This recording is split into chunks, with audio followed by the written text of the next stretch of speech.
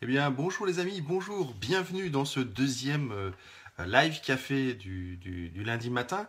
Alors, pour si vous êtes en train de déjeuner, je vous souhaite un bon café et un bon début de journée. Et puis, si vous êtes dans votre voiture, en train de rouler et que vous aviez décidé d'écouter ce live, super. Alors, aujourd'hui, j'ai une question pour vous.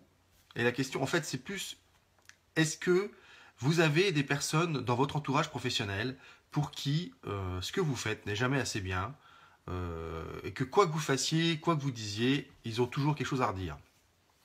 Bonjour, pour ceux qui ne me connaissent pas, je suis JP, je suis coach professionnel certifié, fondateur du mouvement Rends ta vie sublime et je vous accompagne dans votre vie entière pour améliorer votre estime de vous-même et vos relations, notamment vos relations dans votre monde professionnel.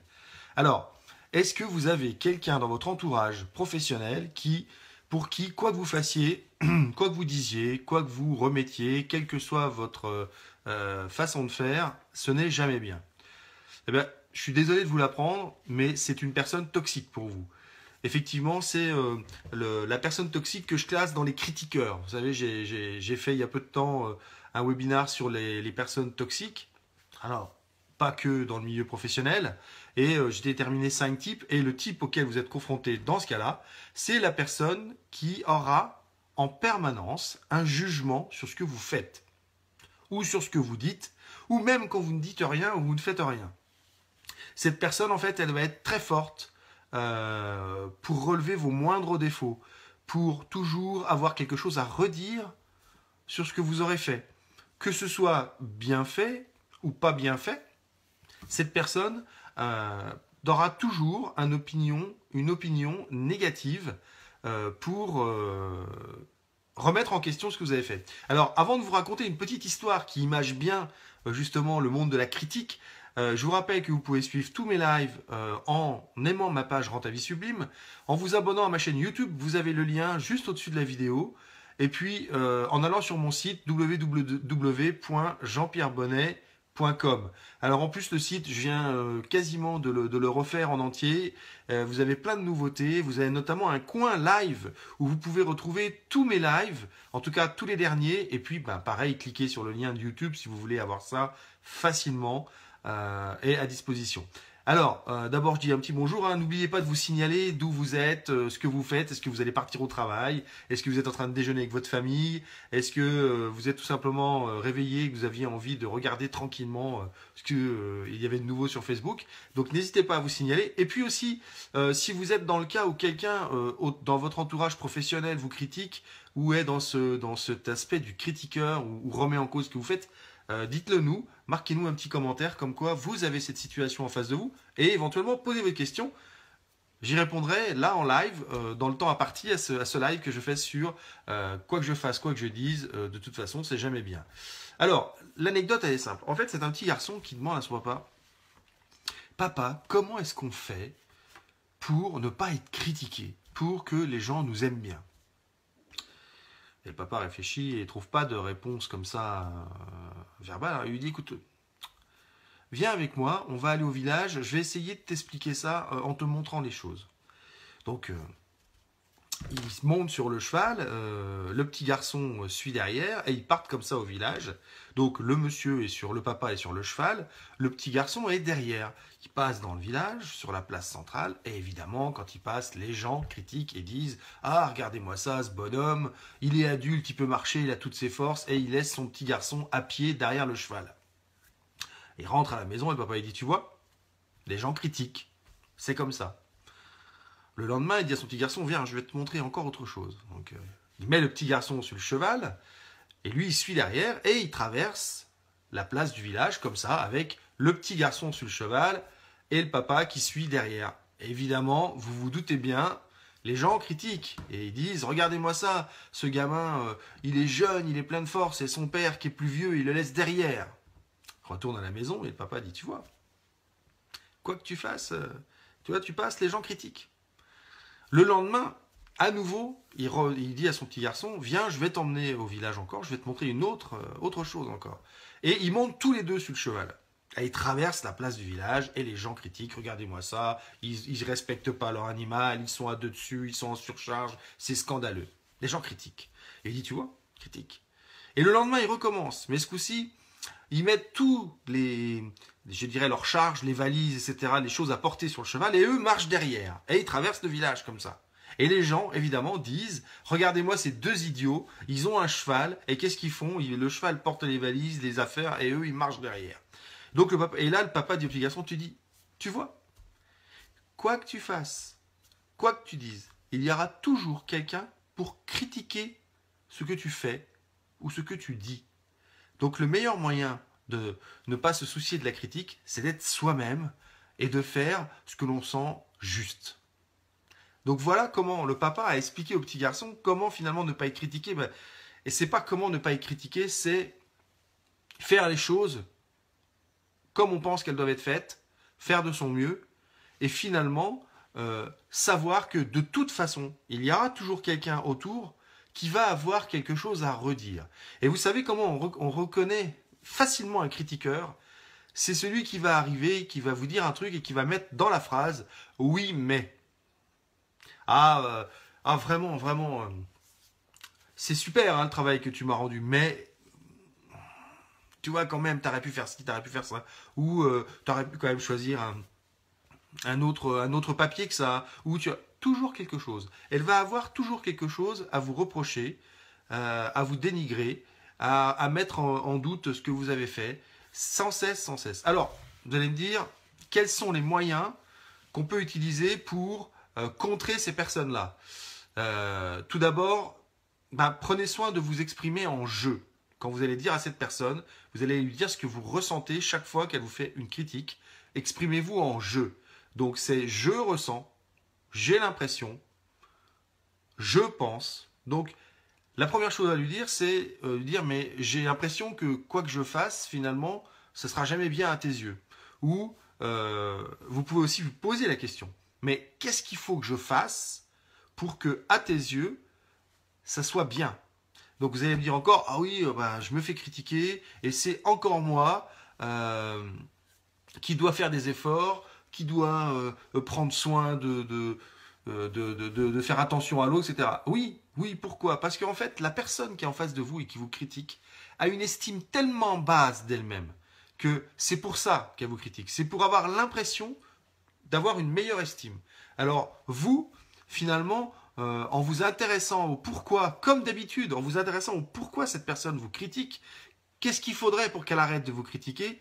Vous allez vous renforcer votre estime parce que vous allez vous apercevoir que elle n'aura sûrement rien à vous répondre et que ce que vous aviez fait était très bien. Ou souvent la réponse, vous savez, la réponse qu'on vous fait, c'est non, mais moi si je dis ça, c'est pour que ce soit encore mieux ce que tu fais. Souvent les gens n'ont pas de réponse. Ils n'ont pas de réponse à la critique qu'ils amènent. C'est juste que, comme je vous le dis, ils ont une estime d'eux-mêmes tellement basse que pour remonter leur estime en eux, ils vont vous critiquer.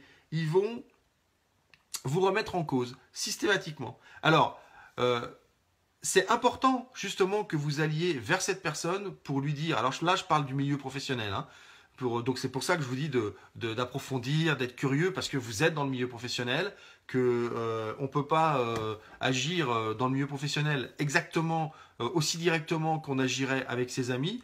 Donc là, c'est vraiment d'aller demander à cette personne qu'est-ce qu'il faut que vous fassiez pour être bien à ses yeux, pour que ce que vous rendiez comme travail soit de bonne qualité à ses yeux, parce que peut-être ça peut être un chef.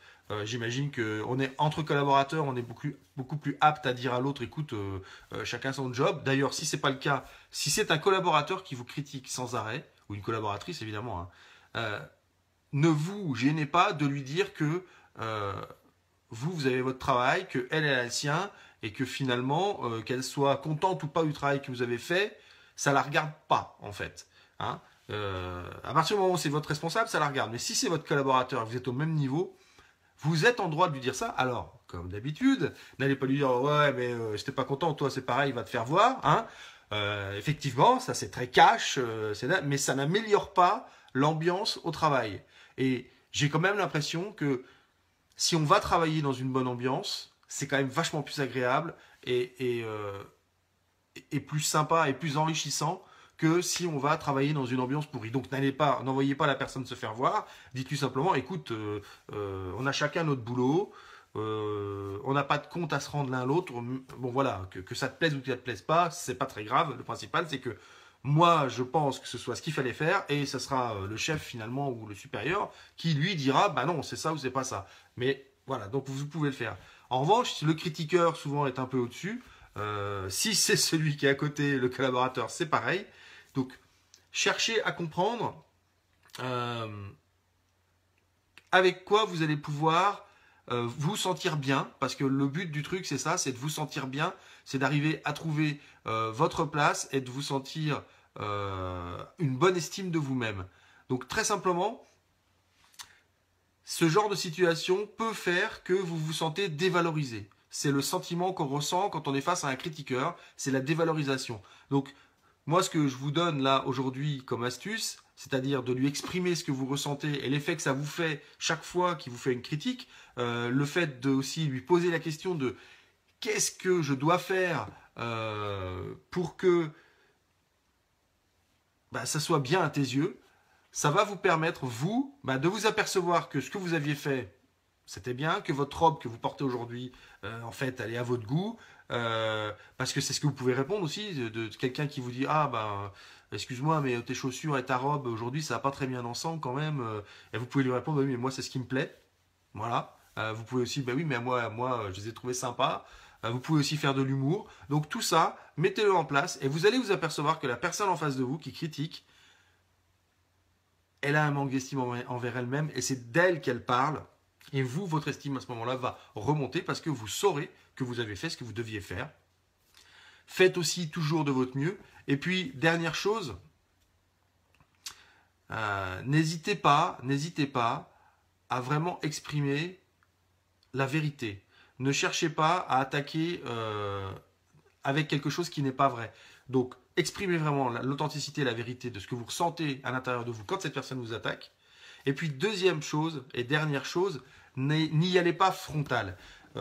Dès qu'on est avec des manipulateurs, parce qu'en fait, un critiqueur, c'est un manipulateur, hein, il vous critique pour obtenir quelque chose, il vous critique pour se sentir mieux lui-même, se dire bah finalement je suis pas si mal et remonter son estime. Donc surtout, ne rentrez pas dans l'art de ces gens-là, n'y allez pas frontalement.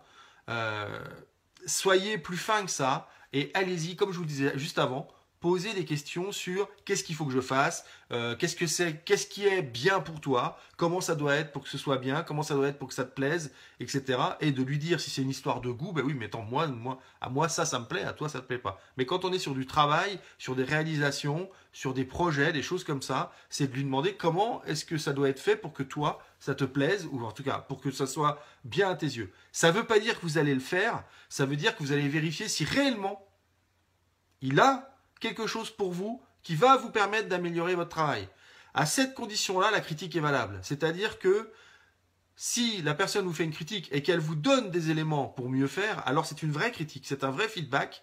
Et là, ça va vous apporter quelque chose. Donc je vous encourage à bien le prendre et je vous encourage à essayer les feedbacks. En revanche, si la personne en face ne répond rien parce qu'elle n'a rien à répondre et qu'il n'y avait rien à améliorer, là, ça va vous permettre, vous, de vous rendre compte que c'est une personne toxique, qu'elle est critiqueuse et que vous aviez fait ce qu'il fallait et votre estime va remonter. Donc, vous voyez, le processus, c'est ça. C'est vérifier que la personne vous critique et que ce soit justifié.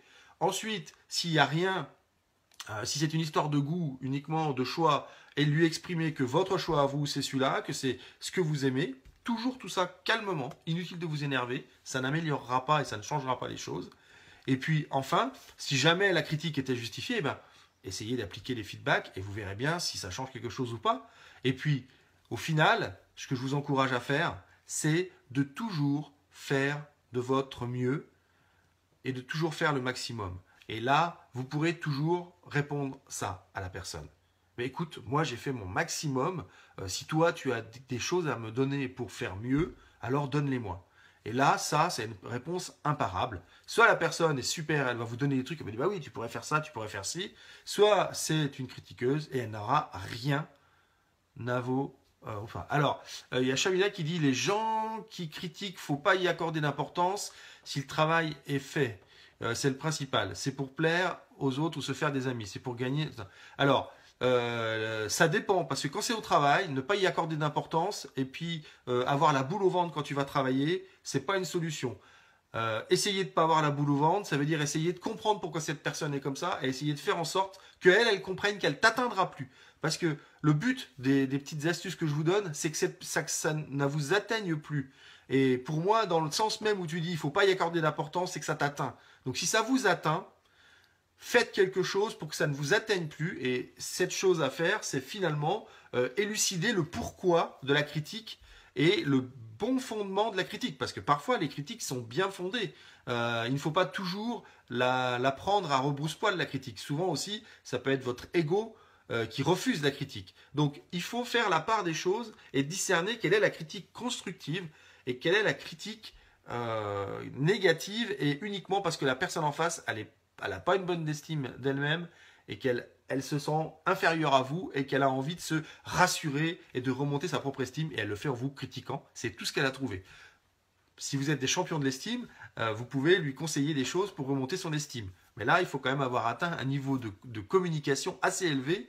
Je vous encourage à vous y entraîner, à devenir de bons communicants au travail. Ça améliorera votre temps de travail, ça améliorera l'ambiance dans la pièce si vous êtes dans une pièce avec plusieurs personnes. Donc, faites toujours votre maximum pour comprendre ce qui se passe autour de vous et pour pouvoir faire en sorte que votre environnement intérieur au travail soit paisible. Ce qui ne veut pas dire que ça, il n'y a pas de la rapidité et tout ça, mais c'est paisible, il n'y a pas d'animosité et on peut compter sur les autres. Voilà ce que vous devez essayer de trouver comme calme intérieur en vous, c'est de pouvoir compter sur les autres, que ça se passe bien et que ce soit dans une ambiance sereine. Voilà. Si ce n'est pas le cas, alors vous allez y aller et vous ne serez pas bien au travail. Donc, pour revenir aux critiqueurs, voilà, j'en ai terminé avec eux. Donc, je vous encourage à être curieux, à essayer de comprendre pourquoi cette personne vous critique, à lui répondre, si jamais c'est une histoire de goût, que c'est votre goût à vous et que vous n'allez pas changer parce qu'à lui, ça ne lui plaît pas. Que si jamais c'est un travail que vous deviez rendre et que ça ne lui plaît pas comme finalisation, lui demander comment est-ce que lui l'aurait fait, elle aurait fait. S'il n'y a pas de réponse, c'est que c'est juste une critique gratuite qui vise à remonter son estime à lui. Si en revanche il a des choses à vous dire, essayez d'écouter les choses pour voir si des fois il n'a pas raison et si des fois ça ne pourrait pas vous aider à faire quelque chose de mieux. Donc vous voyez qu'il y a toujours les deux, effectivement. Des fois il y a des critiques qui ne sont pas fondées et des fois il y a des critiques qu'on n'est pas capable d'accepter parce que c'est notre petit ego qui les refuse. Donc voilà un petit peu ce que je voulais vous dire sur la critique. Alors je vais lire un petit peu les commentaires. Bonjour, bonne journée. Bonjour à vous tous, hein, bonjour, je finis de me préparer pour la journée, bah super. En route pour le boulot, je serai plutôt moi qui critiquerait mon patron, il n'est pas assez perfectionniste. Ah, ça c'est super, j'avais pas vu le commentaire avant, il n'est pas assez perfectionniste. Non, ça alors, je vais répondre à Joël, je ne sais pas si Joël est toujours là. Et Joël, c'est pas qu'il n'est pas assez perfectionniste, c'est que vous êtes perfectionniste et que dans son monde à lui, et ça sera un autre live, dans son monde à lui, on est moins perfectionniste que dans le vôtre. Et ce qu'il faut essayer de voir, c'est est-ce que le travail est fait et est-ce qu'il est bien fait. Je ne dis pas est-ce que le travail est fait comme vous voulez qu'il soit fait. Je vous demande, est-ce que le travail est fait et est-ce qu'il est bien fait? Est-ce que c'est ce qu'on avait demandé? À ce moment-là, vous n'avez rien à redire. En revanche, si le boulot n'est pas bien fait, alors là, ce n'est pas être perfectionniste que de faire une critique. C'est juste qu'on veut que le travail soit fait et bien fait. Posez-vous la question. Là, c'est à vous de vous remettre en cause et je vous encourage à avoir une discussion constructive avec votre patron, peut-être même en lui disant que vous avez regardé un live d'un coach qui disait ça et que ça vous a impacté, intrigué, que vous aviez envie de discuter avec lui. C'est un bon levier pour commencer la discussion parce que vous remettez en cause et la personne qui est en face, souvent quand c'est un patron ou un chef, ça lui permet d'accepter la discussion finalement parce que il y a comme une espèce de dire, bah voilà, je sais que je ne suis pas parfait et ça m'intéresserait de discuter avec vous sur certains points. Amenez la conversation, soyez stratégique. Si vous voulez pouvoir communiquer avec les gens, ne les affrontez pas de face. Donc la critique, dans ton cas, Joël, ça va pas être le bon moyen que ton patron soit un peu plus perfectionniste. Le bon moyen, ça va être d'aller comprendre pourquoi il ne l'est pas, ou en tout cas, d'aller expliquer que vous n'êtes pas pareil et comment vous pourriez trouver un terrain d'entente pour que chacun des deux soit satisfait. Il va pas changer, hein, il va pas devenir perfectionniste. Donc la critique, elle sert à rien, elle ne sert qu'à mettre de l'animosité. Il faut qu'elle devienne constructive et il faut aussi que vous alliez explorer à vous qu'est-ce que ça vous apporte d'être aussi perfectionniste. Mais ça, c'est un autre domaine. Donc voilà, j'ai vu toutes les questions. Donc, merci à tous d'avoir été en ligne. Je vous rappelle que pour voir mes lives, il suffit d'aimer ma page Rends ta vie sublime. Il vous suffit de vous abonner à ma chaîne YouTube. Et puis, si vous pensez que vous avez des amis à qui ça va servir d'écouter mes petites capsules du lundi matin à 7h30, c'est de bonne heure, c'est vrai, eh bien, invitez-les à aimer ma page. Et comme ça, ils seront avertis quand je suis en train de faire un live. Et puis, vous pouvez aussi cliquer sur le petit bandeau qui est normalement écrit là sur mon live pour être averti. C'est les notifications des lives. Comme ça, vous êtes averti dès que je suis en live et vous pouvez suivre mes conseils, mes astuces. Voilà. N'oubliez pas d'aller visiter mon site www.jeanpierrebonnet.com. Vous allez y trouver plein de contenus encore, notamment 3 vidéos qui peuvent vous permettre de vous débloquer une situation. Elles sont gratuites, il suffit de rentrer votre nom et votre mail. Et puis, je vous dis à mercredi pour le live de 12h45 ou à lundi prochain pour le live de 7h30. Passez une excellente journée. Mettez en application tous les conseils que vous entendez. Ne vous contentez pas de les écouter et de regarder des vidéos, passez à l'action. Et je vous rappelle, le principal outil de votre changement, c'est vous. Alors, passez à l'action. Moi, je ne suis qu'un booster, que quelqu'un qui vous donne les outils et qui met le doigt dessus. N'oubliez pas, le principal outil de transformation de votre vie, c'est vous. Allez, à bientôt.